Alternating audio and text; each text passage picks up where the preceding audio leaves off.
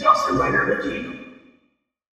Hey YouTube, Dawson Rider here. Welcome back to Kiramager. It has finally returned after a hiatus with episode 11, and I thought this was a very solid episode to return on. I kind of wish they had aired this one last before the hiatus though, because I think Silver's debut, which is going to be next week, would have been the most awesome episode to return on, because I'm fairly certain that they had this episode ready to go. Like, it was already filmed and edited and all that stuff. They just decided to save the ones they already had so that when they caught up, there would be no gap. But I mean, like, one more episode wouldn't have killed you, and then we could have came back on Kirmei Silver. Came back on it. This was a solid episode, like I said. It was a classic time loop episode. I'm a sucker for time loop episodes. I can't think of very many that I haven't enjoyed. There was only one part that I had a problem with, and it wasn't so much of a problem as I was more of a confusion over the logic, but we'll get to that. So basically, we have Kirmei Yellow in this Major League Gaming match against this one guy, and he beats him and he gets all mad, and he takes a bit of his hair to curse him, and then he goes to the base, and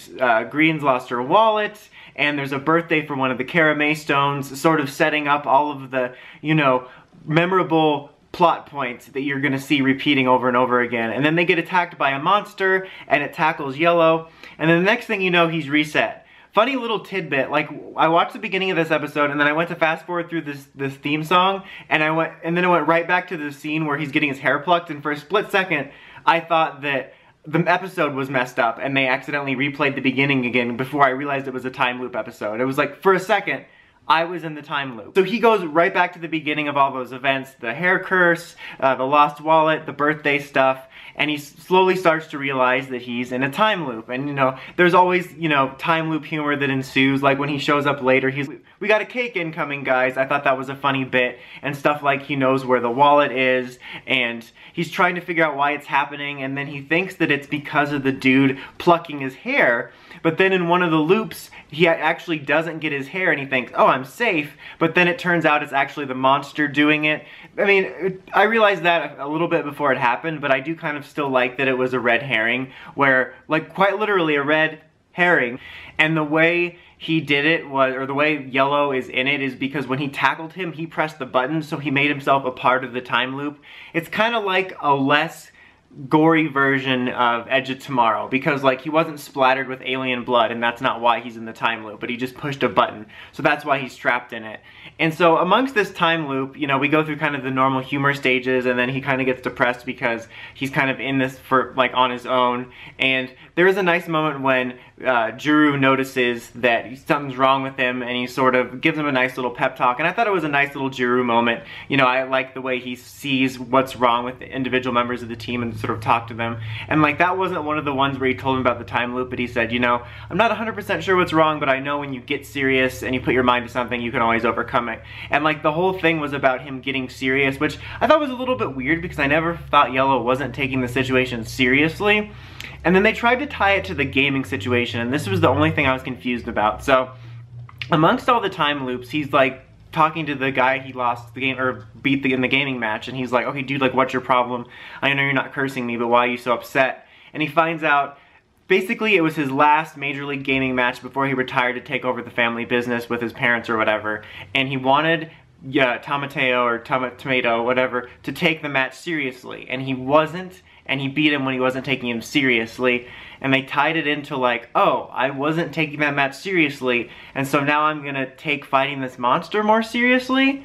Like, I don't know, I just was slightly confused by it, mainly because, okay, I can get not wanting to be like, for your last match, not wanting to be dismissed. You want to have an epic last match, right?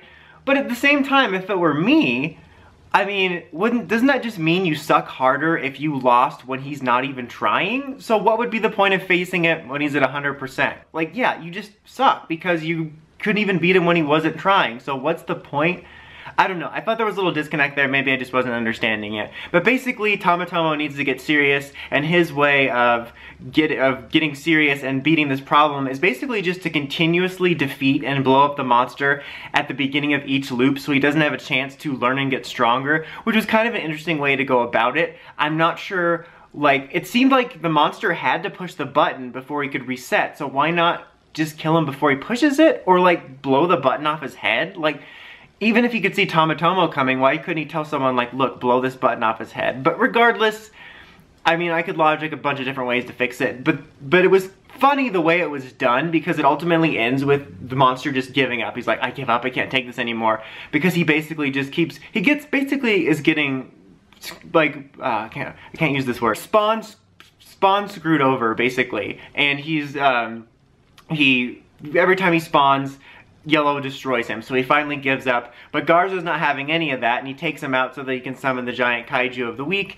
and they defeat him. One cool thing about the mecha fight was, instead of summoning, which I'm glad they didn't, summoning the King Express and having Garza being taken over again, because they were doing that a little too much before the hiatus, they actually just had Kiramager ride not the jokey part of the King Express, but the sparkling part of it, which was kind of a cool way to do it, something different. It was neat to see. And then at the end of the episode, you know, you have a nice scene where TameTomorrow's like, he's out of the time loop, but then it seems like he's not, because they're like, oh, we got a birthday coming up, and he's like, oh no. It was like the ending of Happy Death Day. But then you find out that it's because 2 of the Kirmei stones have back-to-back birthdays, so it sets up this near exact circumstance, but then he's relieved to find out it wasn't the same birthday, so he's not still in the time loop. And then it also ends on a really nice little teaser where Brawhead starts getting like a vision through the crystal force, and she's like, I can sense him, Kirmei Silver, and they do a silhouette of Kirmei Silver. So like, that made the episode even more enjoyable. Like, I'm still confused about the whole